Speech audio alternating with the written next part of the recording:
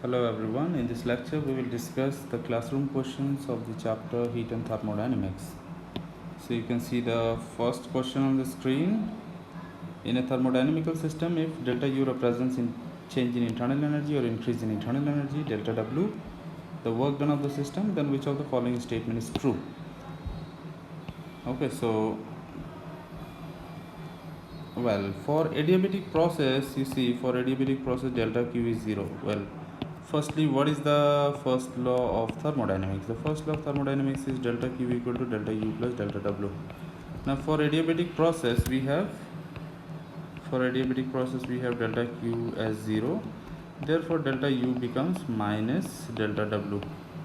For isothermal process we have delta U equals 0, right? Because delta T is 0, and therefore delta U is 0 as U is directly proportional T. So in that case you'll have delta Q equal to delta W. Okay, so your answer is option number, which of the, like this matches with option number A, right? So therefore your answer is option number A. Next, number 2. Carnot engine operates with source temperature at 127 and sink temperature at this. Source supplies 40 kilojoule of heat energy. So you have to find out the work done by the engine. So efficiency relation is in terms of temperature 1 minus T2 by T1, and that is equal to W by Q1, right? So T1 is 127 degrees Celsius, which is if you convert that into Kelvin you get 400 Kelvin, yes, plus 273, and T2 is 27 degrees Celsius, which is 300 Kelvin. Okay, now Q is given as 40 kilojoule. Therefore Q1, that is Q1 is given as 40 kilojoule. You have to find out W. W is equal to Q1 into 1 minus T2 by T1 from the above relation. 40 kilojoule into 1 minus 400 by 300. So that is 1 by is that should be 300 by 400, yes, 300 by 400. So 1 by 4, right? 1 by 4 into 40, that is 10 kilojoule. So your answer is 10 kilojoule, option number B. Next question, number 3. So if R is the universal gas constant, amount of heat needed to raise the temperature of 2 moles of ideal gas from 273 to 373 when no work is done.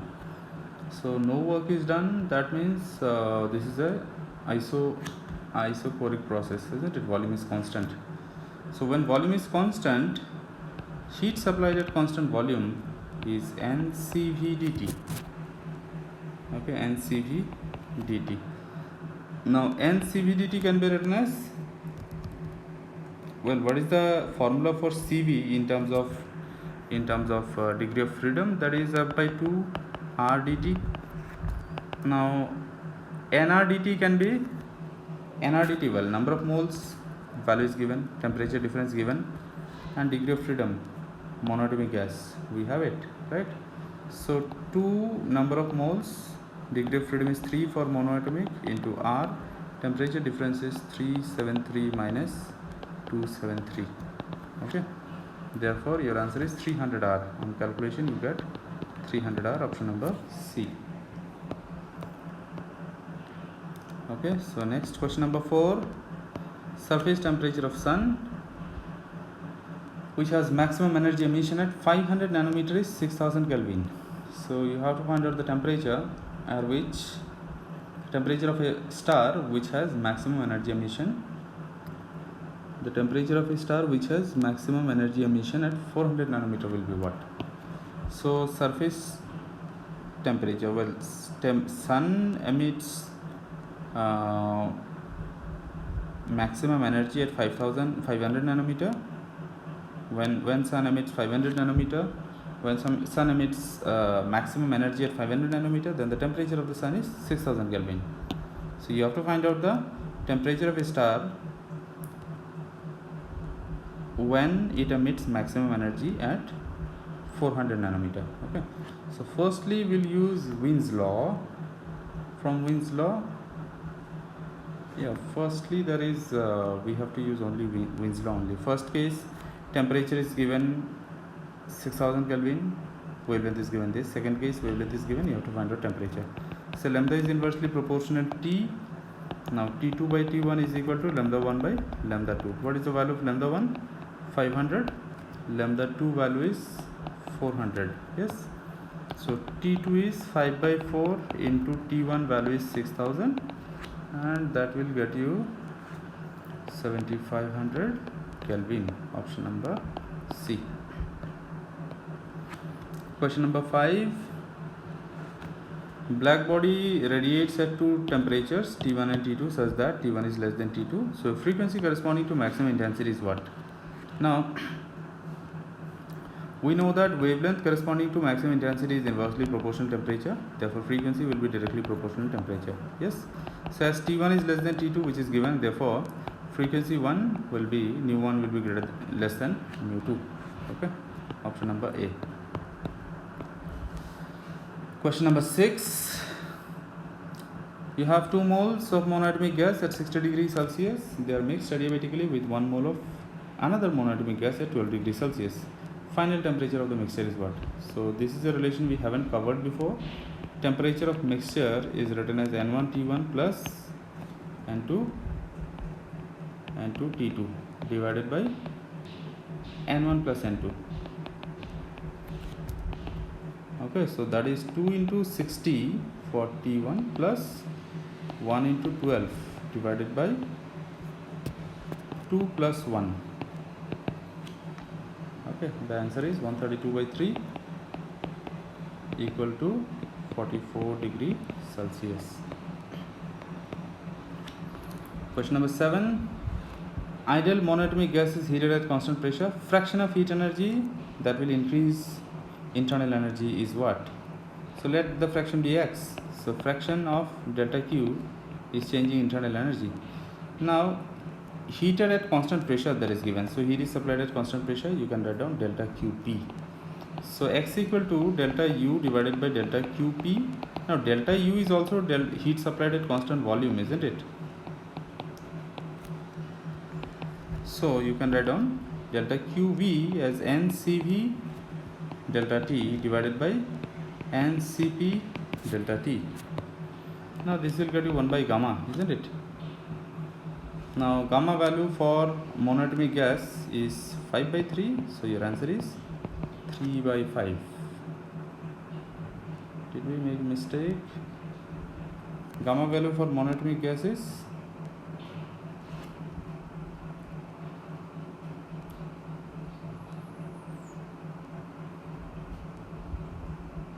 CV by CP, CP by CV, 3 by 5. 3 by 5 will be the answer. 3 by 5, option number B.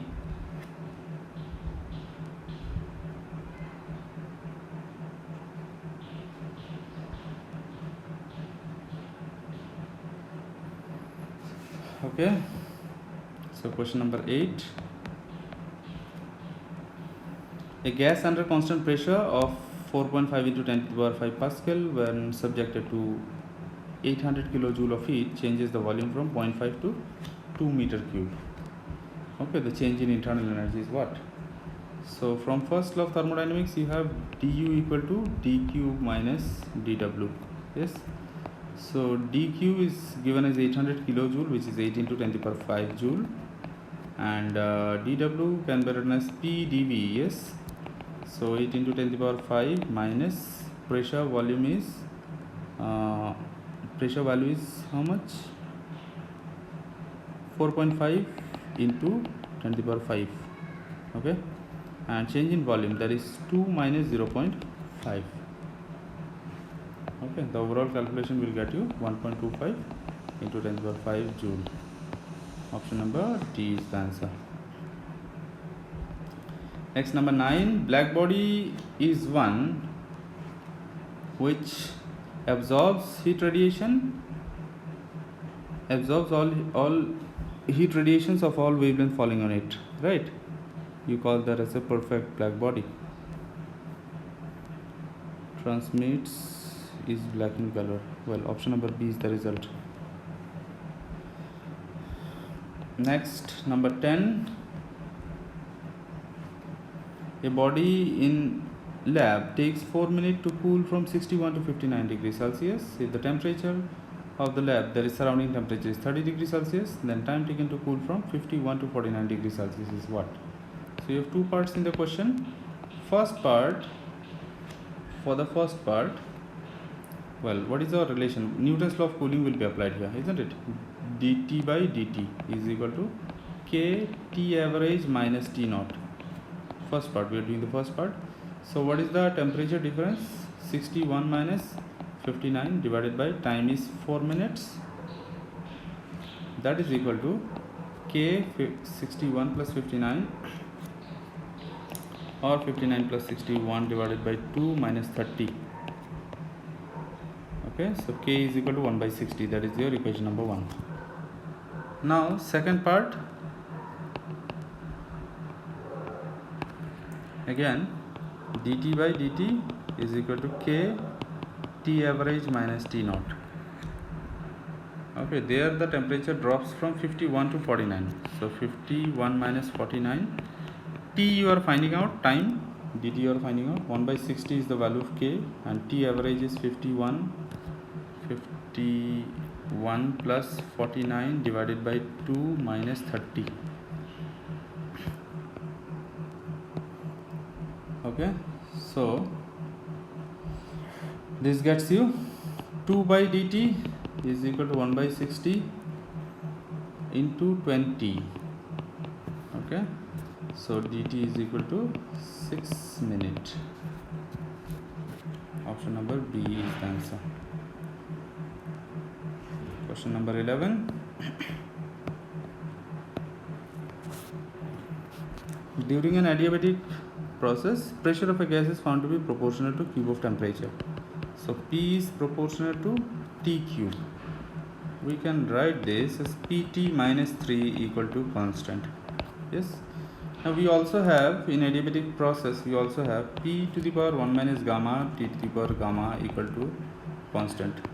So Pt gamma by 1 minus gamma equal to constant. Right. So if you compare these two equations, this one and this one, then you get gamma by 1 minus gamma equal to minus 3. So gamma equal to minus 3 plus 3 gamma, that is 2 gamma equal to 3 and gamma equal to 3 by 2. Okay, so gamma value is 3 by 2. What is the correct answer? Option number A. Number 12.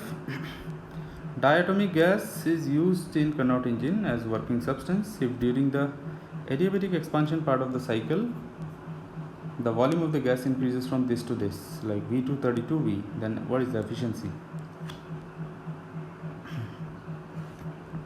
So for efficiency you need temperature ratio, yes, and here volume ratio is given, and in adiabatic process you also have a relation connecting temperature and volume. Okay, and since diatomic is talked about in the question, therefore you know the value of gamma.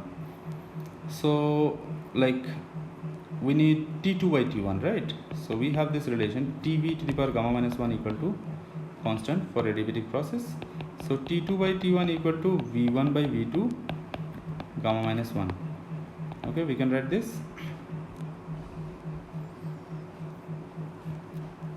Now V1 is V by 32V, gamma is 5 by 3, 7 by 5. Yes, for diatomic 7 by 5. So that is 1 by 2 to the power 5, 2 to the power 5, and 7 minus 5 by 5, right? So 2 by 5 is what you get. Now this is like 1 by 2 whole square, 1 by 4. So efficiency is 1 minus T2 by T1, 1 minus 1 by 4, that is 3 by 4. So in terms of percentage, that will be 75%. Okay, 0.75. In decimal, 0.75 is your answer. Option number B. Next question, you have a copper rod 88 centimeter, aluminum rod of copper rod of 88 centimeter and aluminum rod of unknown length. They have their increase in length independent of increase in temperature. That means delta L is constant, so you can write down delta L1 equal to delta L2. Okay, so alpha for copper and aluminum is given. You have to find out the length of the aluminum rod. Okay, so can we write this equation as alpha 1 L1 delta T is equal to delta T is constant here, alpha 2 L2 delta T. So you are finding L2 equal to alpha 1 L1 divided by alpha 2. Okay, L2 equal to, all right, so your values are 1.7 10 to the power minus 5, 2.2 10 to the power minus 5 into L1 value is 88, so you'll get 68 centimeter. Question number 14, in which of the following process heat is neither absorbed nor released by the system? Answer is adiabatic. Okay, in adiabatic Q remains constant. Question number 15, a thermally insulated vessel contains 150 gram of water at 0 degrees Celsius. Now air from the vessel is pumped out adiabatically. Now during that process, fraction of the water turns into ice and the rest evaporates. You see, when water converts into ice, it will release heat, and that heat will be used to evaporate the remaining water. So if m is the mass of water that evaporates, m evaporates, right, then 150 minus m is turning into ice. Okay, this is turning into ice. So to evaporate, the amount of heat that which will be needed is mass into latent heat of vaporization, isn't it? And the heat that will be released from conversion of water into ice is 150 minus m into latent heat of fusion. Okay, now this will get you, do we have the values given for latent heat of fusion and vaporization? Yes. So you have to find out m, isn't it? So this is like 150 LF minus m LF. Okay, so m is equal to, or m common, LV plus LF is equal to 150 LF. So m is equal to 150. What is the value of LF given? 3.36 into 10 to the power 5. 3.36 into 10 to the power 5 divided by LV value is 2.10 into 10 to the power 6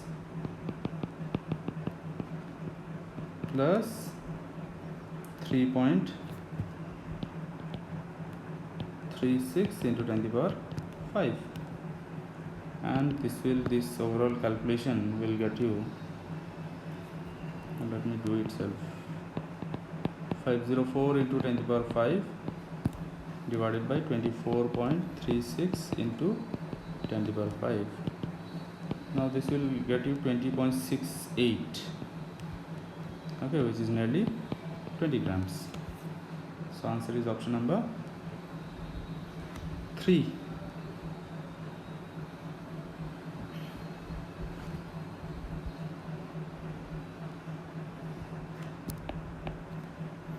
Next, number 16. So in the given diagram shows the processes isochoric, isobaric, isothermal and adiabatic. Okay, then which one represents what? You see, this is volume constant and this is pressure constant. Therefore this is isochoric, this D is isochoric. Okay, A is isobaric, and B has, this is gas expansion process, right? So B has greater slope. Okay, so B is adiabatic This is C is isothermal, okay, and D is isochoric. So your answer is D.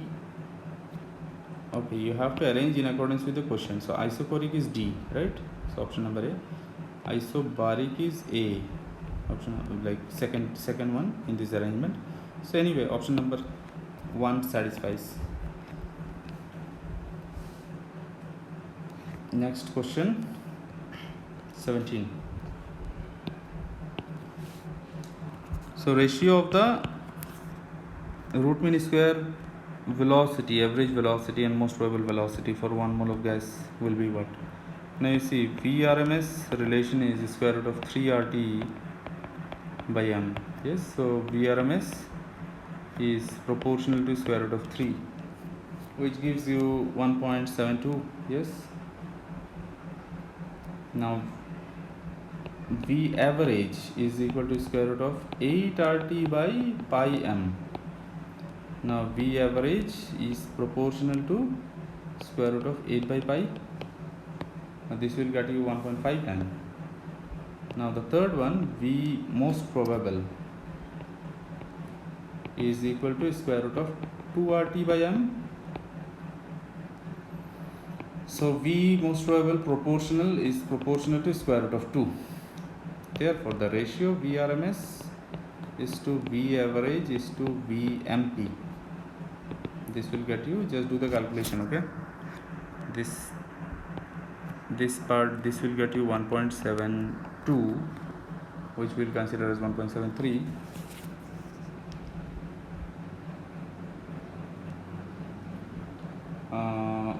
Square root of 3, right? 1.73 only, not 1.72. It's 1.73. Square root of 8 by pi is 1.59, and square root of 2 is 1.41. So you have option number A is the right answer. Next, the last one, question number 18. Carnot engine takes 3000 kilocalorie heat from a reservoir at 627 degrees Celsius. Okay, so Q is given, T1 is given as 627 degrees Celsius, and what is T2 here? Sink temperature is 27 degrees Celsius. You have to find out the work done. So we have 1 minus T2 by T1 equal to W by Q, Q1 or Q. So if you convert the temperatures in 627 degrees Celsius gives you, that gives you plus 273 will get you 900 Kelvin. Yes, and 27 degrees Celsius will give you 300 Kelvin.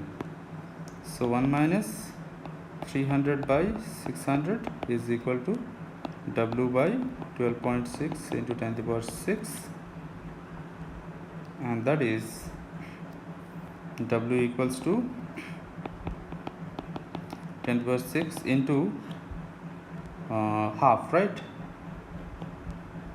into 1 by 2 is 0.5. So that will get you, is that half? 3 times. Oh, that is 900. I made a mistake. This is 900.